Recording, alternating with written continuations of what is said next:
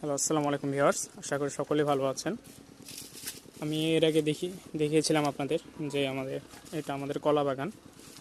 তো গত কিছুদিন আগে আমরা একটা ফসল খেয়েছি এই কলা বাগান থেকে।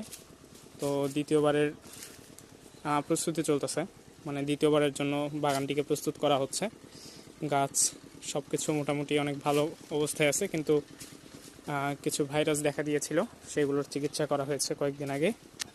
আর আজকে আমরা বাগানে পানি দিচ্ছি। মানে আমাদের এই জায়গায় মাটিটা জমিটা আগে নিচু ছিল, তো আমরা এই জায়গাটা মাটি দিয়ে ভরাট করছিলাম। সেই ভরাট করা জায়গাটিকে মাটি এমনভাবে ফেটে যায় যে পানি সব একবার নিচে চলে যায়, উপরের স্তরে পানি থাকতে চায় না। এজন্য পাশে একটি পুকুর আছে, পুকুর থেকে সরাসরি আজকে মেশিন লাগিয়েছি আমরা। আমাদের এদিকে ওটাকে স্যালো মেশিন বলে, মেশিন লাগিয়েছি।